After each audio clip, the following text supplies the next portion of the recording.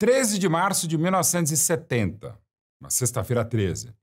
Por volta de 10 da noite, na concentração do Flamengo, em São Conrado, Rio de Janeiro, bate na porta ou toca a campainha um sujeito que chegou armado a essa concentração. Já devidamente reconhecido, porque era um comentarista brilhante, um jornalista brilhante, um comunista, confesso, no auge, nos piores momentos da ditadura militar. Ele pede para falar com o treinador do Flamengo, conhecido como Omão Yustric, um homem bastante truculento, bom treinador, mas um cara muito difícil, irracível. Como era também essa pessoa que iria falar com ele. Aí o porteiro José, da concentração do Flamengo, falando, olha, o seu Yustric não está aqui, dane-se. Eu não sei exatamente o que foi falado, só sei que ele entrou na concentração, essa pessoa que queria conversar com o Yustric. Aí quando ele entrou, havia o cozinheiro Oliveira do Flamengo, tentou contê-lo, não conseguiu, eles discutiram, aí veio o goleiro Adão, goleiro reserva do Flamengo, também teria sido empurrado, e essa pessoa armada, que entrou na concentração do Flamengo, estava procurando, em altos brados, o treinador do Flamengo para conversar alguma coisa. Não o achou e voltou, né? E essa pessoa, jornalista brilhante, um cara genial e genioso, era simplesmente João Saldanha, à época, treinador da seleção brasileira.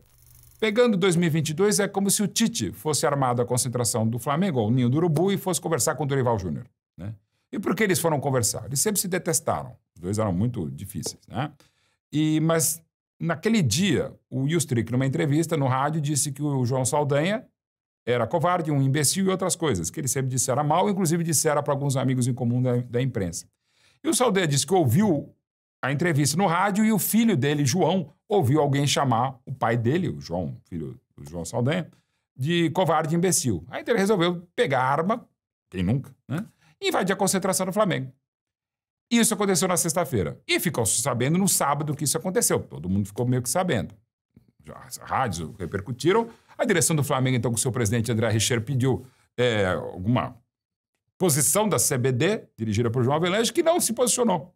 E naquele sábado o Brasil fez um jogo-treino na seleção brasileira, que ficou 112 dias se preparando para o Mundial do México, estava quase um mês se preparando no Golf Clube lá de Itanhangá. O Brasil jogou em Moça Bonita um jogo-treino contra o Bangu, empatou por 1-1, a seleção foi muito vaiada, e muito se pressionou então o presidente da CBD, João Avelange, a respeito. E o João Saldanha assumiu que ele tinha ido lá, mas disse que ele foi apenas conversar com o Yustric, que infelizmente não o encontrou. E escreveu sobre isso numa coluna de O Globo, que havia um mês o havia contratado para ser comentarista do jornal, colunista do jornal, e comentarista da rádio e TV Globo também, enquanto treinador da seleção brasileira.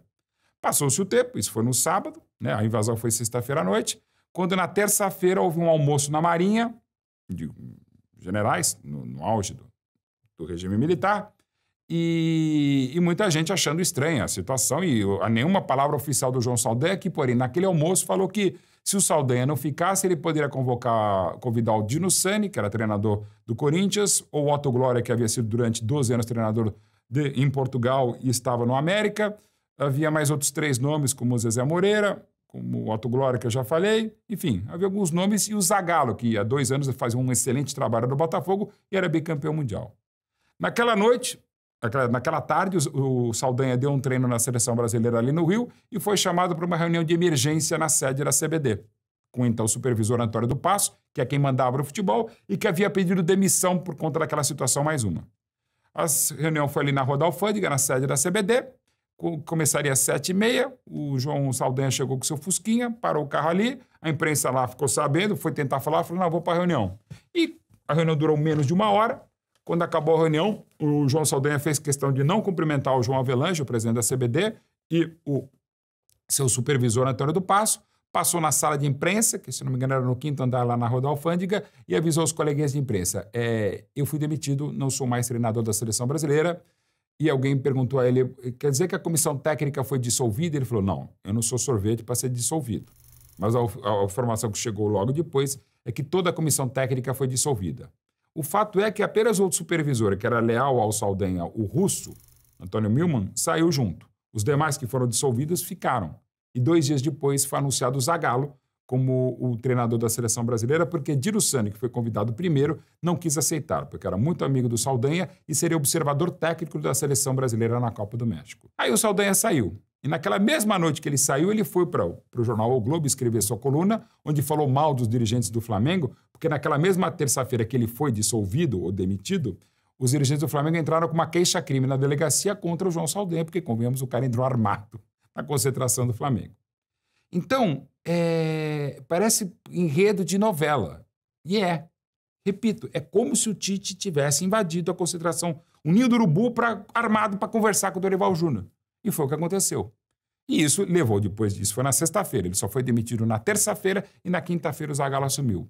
Por que demorou tanto tempo o João Avelange? Porque era o João Avelange. Ele segurava aqui, largava ali, enfim, chegou um ponto que não dava. Mas é claro que isso foi a gota d'água, ou quase gota de sangue do Ilstruik, para a demissão do Saldanha. Mas não era só isso. E o próprio João Saldanha, durante a vida, e teria mais 20 anos brilhantes de vida até morrer logo depois da Copa de 90, o Saldanha disse que ele foi demitido basicamente, a gota d'água, foi porque naquele domingo seguinte, 8 dias depois do jogo treino contra o Bangu, o Brasil jogaria um amistoso contra o Chile no Morumbi.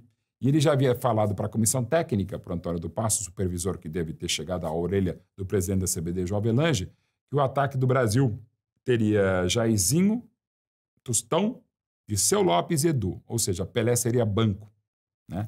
E, segundo o João Avelange, havia um compromisso com patrocinadores, com o público, com as emissoras de televisão, que todo jogo da seleção brasileira tinha que ter o Pelé. E segundo o João Saldanha, o Pelé não estava bem fisicamente. Ele disse que, palavras dele, o Pelé jogou 18 partidas comigo no vinagre, ele precisa descansar nessa preparação. E além disso, e aí palavras do Saldanha para companheiros, o Pelé à noite não enxerga, ele tem miopia. O problema não era nem o olho do Tostão, que tinha tido um descolamento de retina em 69. Segundo o Saldanha, o Pelé não enxergava jogo à noite, embora toda a Copa do Mundo fosse na hora do almoço ou à tarde. Ele achava um problema isso, e o Pelé tinha que descansar. Fora isso, o Saldanha metia o bico, falava que os hotéis, as concentrações no México eram mais caras do que... A conta seria mais cara do que de fato era. Que as traves de Itanhangá custavam 3 vezes o preço. Que em vez do Brasil investir num equipamento esportivo estrangeiro, comprava material esportivo no Brasil, a chuteira era 5 vezes mais pesada, a camisa era 3 vezes mais pesada que as europeias. Ele metia o pau em tudo, como sempre, né? E ao final, ao sair, ele falou, eu não me surpreendo com a minha demissão. Eu até sei porque eu fui demitido. Eu só não sei porque eu fui contratado lá em 69. E ele foi contratado para montar as férias do Saldanha e ganhar os 6 jogos muito bem das eliminatórias para a Copa de 70 por uma sacada genial, mais política do que esportiva, do João Avelange. O Saldanha era dos maiores críticos da CBD. Como comunista, também era um dos maiores críticos do regime militar. Então, meio que para calar um pouco a imprensa e jogar para a galera, o que ele fez? Chamou um jornalista brilhante, comentarista, um ativista político também, e que já havia sido campeão carioca em 57 pelo Botafogo. Ele já me conhecia dessa história e já era conhecido. Ele chegou lá, fez um trabalho muito bom, mas depois foi se perdendo. O Brasil não estava jogando bem. Ele estava, o Saldanha, com problemas com o Pelé, sim. Não estava achando o time técnico e taticamente não estava bem. Estava brigado com um médico que era muito influente, sobretudo com o João Avelange, que era o líder de Toledo, que inclusive havia feito um corte um pouco antes, muito inusitado. Ele cortaram o centroavante e que viria a ser pentacampeão paulista, o goleador Toninho Guerreiro, então no São Paulo, ele havia sido cortado por sinusite da seleção brasileira, porque, segundo o líder de Toledo, o Brasil jogaria na altitude e alguém com sinusite passaria mal. Estranho, mas compreensível talvez, porque meses antes, quando o Atlético Mineiro jogou um amistoso contra a seleção brasileira e o Darío fez os gols da vitória mineira, o então presidente ditador, o general Médici, que era um apaixonado por futebol, flamenguista no Rio, gremista no Sul, e que ia aos jogos ouvindo os jogos com radinho de pilha no Maracanã, o Médici falou que queria ver o Darío na seleção brasileira. Aí aquela frase que o Saldanha teria dito, mas não teria dito muito, de que o presidente escala o ministério dele e a seleção brasileira escalava o Saldanha. Já não era muito legal. Evidentemente, por óbvio, ainda mais naquele período de exceção. Então, todo o clima foi criado para que ele não ficasse, saísse e o Brasil viesse a ser assumido 2 dias depois pelo Zagallo, que fez um trabalho bárbaro. E muitos dos jogadores, não só nós, pesquisadores, analistas, entendem que talvez o Brasil não ganhasse a Copa se continuasse do jeito que estava jogando com o Saldanha. Nem pelas injunções pessoais, políticas ou profissionais. O time não estava legal. E é um time diferente. Tanto é que o goleiro era diferente. O Félix, que jogou bem a Copa de 70, não era o goleiro do Saldanha. O lateral esquerdo, que acabou sendo o Everaldo, não era a escolha prioritária do Saldanha e ganhou a vaga uma semana antes da Copa do Mundo. O Piazza de zagueiro foi uma criação do Zagallo, né? O Saldanha queria o meio campo com Piazza e Gerson, né? Não com Clodoaldo e Gerson, que jogaram demais. Jarginho de volta à ponta direita não era a escolha prioritária. Tostão mais à frente também não era. O Saldanha queria o Pelé e o Tostão. O Zagallo achava eles dois incompatíveis taticamente, mas foi uma coisa que surgiu durante um mês antes da Copa. E a invenção do Rivelino na ponta esquerda é a coisa do Zagallo. O Saldanha queria o Edu na ponta esquerda, o Edu dos Santos. E o próprio Rivelino não se queria no lugar que ele jogou. E jogou demais na melhor seleção de todos os tempos. Também a melhor seleção de todos os tempos do Brasil, porque aquela seleção ficou 112 dias treinando junta. Teve a troca de comando em menos de um mês do João Saldanha para o Zagallo, sendo que eles pensavam completamente de modos distintos do futebol, e o time se acertou. Com o Tostão mais à frente, o Pelé mais recuado, o Jairzinho de volta à ponta direita, o Rivelino fazendo uma função que nunca havia feito na vida, o Piazza, que era volante jogando, e de zagueiro, o Everaldo entrando na lateral esquerda para liberar do outro lado o capitão Carlos Alberto Torres, uma mudança que aconteceu menos de uma semana da Copa. Deu tudo muito certo, porque foi muito bem trabalhado, algo que hoje não se tem mais. A seleção para 2022 ficou junta nem uma semana para estrear na Copa do Mundo. Aquele time maravilhoso ficou 112 dias. Por uma Copa maravilhosa. E não só porque o Brasil ganhou. Se eu fosse um jornalista búlgaro, eu falaria provavelmente a mesma coisa. Até por algumas coisas de astral, de mudança, de década, de vida e de tecnologia. Era menos de um ano depois da chegada do homem à Lua. Foi a primeira Copa do Mundo que todo mundo viu mesmo, via satélite. A Europa viu em cores. Alguns lares no Brasil viram em cores, alguns lugares que já tivessem receptor colorido, porque a televisão em cores no Brasil só chegaria em 1972. Mas já havia transmissão em cores do México para o Brasil via Embratel. E ela chegou para quem tinha um aparelho, algumas centenas de brasileiros que tinham aparelho puderam ver aquela Copa em cores. O Brasil todo viu em preto e branco, mas de fato viu em verde e amarela porque foi uma Copa muito colorida, foi uma Copa maravilhosa, com grandes seleções, mas nenhuma melhor que o Brasil. E o que é mais bacana, é uma Copa que depois de 40 anos da primeira no Uruguai, em 30, você acabou tendo a conquista dela em definitivo. Porque na grande final na Cidade do México era a Itália, que vinha de uma semifinal fantástica e desgastante contra a Alemanha, vencida só na prorrogação por 4-3, e o melhor time daquela Copa e de todas as Copas, que era o Brasil, que havia vencido de virada o Uruguai e afastado como Ghostbuster, o fantasma de 70, uma virada fantástica contra os uruguaios no Jalisco, em Guadalajara. E na final, na altitude da Cidade do México, o Brasil venceu bonito, venceu lindo por 4-1, e ao vencer aquele jogo, o Brasil ficou em definitivo, pelo menos até a taça ser roubada e derretida em 83, com a taça Gilles Rimet, que era a primeira taça do mundo, construída por um artesão francês, Albert Lefleur, para a Copa de 30, e feita pelo então presidente da FIFA, o também francês Gilles Rimet, que mandou fazer aquela vitória alada maravilhosa, simples, mas fantástica. Uma Copa do Mundo que, inclusive, sobreviveu à Segunda Guerra Mundial, porque escondida na Suíça por conta do secretário-geral da FIFA, o italiano Torino Barassi, que escondeu debaixo da cama aquela Copa. A Copa, o troféu, que em 1966 foi roubado antes da Copa da Inglaterra e foi achado por um cachorro, num arbusto embrulhado no jornal, um cachorrinho chamado Pickles. Uma Copa que já teve várias coisas.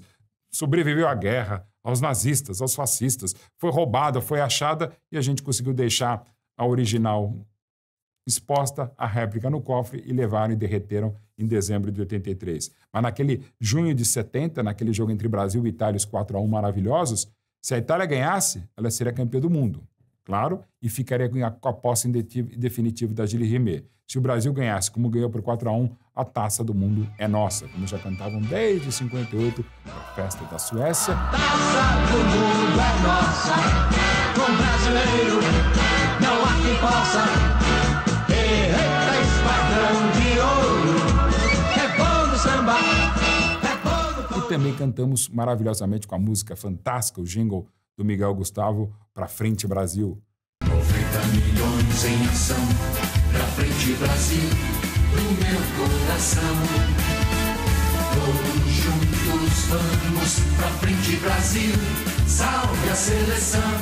Foi usada depois de outras maneiras, mas que na época foi maravilhosa. Como pouco antes também do tricampeonato, o Brasil fez festa com uma música maravilhosa dos Golden Boys, Sou Tricampeão, e ninguém mais era tricampeão. E ficou com a posse da taça Gilles Rimet, que passou a ter esse nome exatamente quando o Brasil ganhou a primeira vez, em 58, porque em 56 o Gilles Rimet morreu. Ele que imaginou lá no Maracanaço de 50 que entregaria a taça ao Brasil, porque quando ele desceu das tribunas do Maracanã para fazer a cerimônia de entrega da taça, estava 1-1.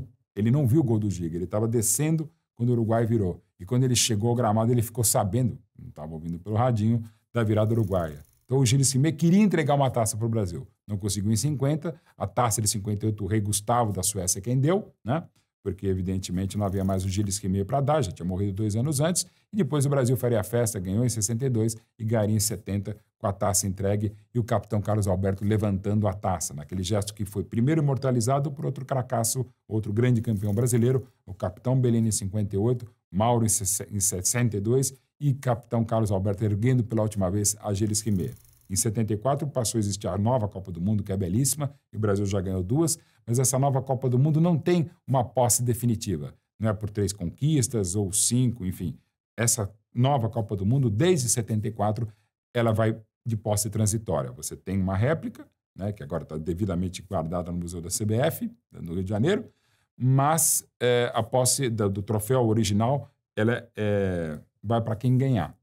A Gilles Rimet não, é só nossa. E ela tinha que ser só nossa por um time maravilhoso, ficou 112 dias treinando para ser aquele e tinha que acabar com o gol mais lindo de todas as Copas. O gol, aos 42 minutos, quando o Clodoaldo sai driblando meia Itália, toca para o Rivelino toca para o Jairzinho, e puxou a marcação do capitão Facchetti, lá da direita para a esquerda, abre-se um espaço, a bola vai para o Pelé, e o Pelé, sem olhar, embora o Tostão indique a ele, rola a bola para a direita para o Carlos Alberto, que há 5 anos treinava e jogava junto com ele no Santos. E na hora que o Carlos Alberto chega para bater, a bola sobe um pouquinho, ele chuta uma bola rasteira quase que de sem pulo, vai no cantinho do Albertozzi. Um gol magnífico, o gol mais lindo que quase não acontece. E só aconteceu porque o goleiro Félix estava com o Carlos Alberto ali do lado da grande área, os dois comemorando, né, quando o Clodoaldo começa a driblar, o Carlos Alberto chega e fala: "Aê, papel", que era o apelido do Félix, "vamos ser campeão". Ele falou: "Vamos, mas vai para frente lá, olha, o Jairzinho foi para outro lado lá, vai naquele corredor". Eu falei: "Não, vai".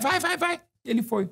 Ele foi indo, foi trotando, viu a jogar esse desenho e falou: "Ah, eu vou". E ao ir, ele fez história, como aquela seleção fez mais história do que qualquer outra e conseguiu, com o próprio Carlos Alberto, erguer o caneco, campeão do mundo. E se alguém ainda duvida que é o maior Brasil de todos os tempos e a melhor seleção de todos os tempos, é só perguntar para quem jogou em 58, 62 e 70. O próprio Pelé acha que o Brasil de 70 foi o maior de todos. E se o Pelé falou, acho que está falado. Embora o Saldanha dissesse que ele não enxergava bem. Mas é aquela coisa, né? Em terra de cego, quem tem um olho é Pelé.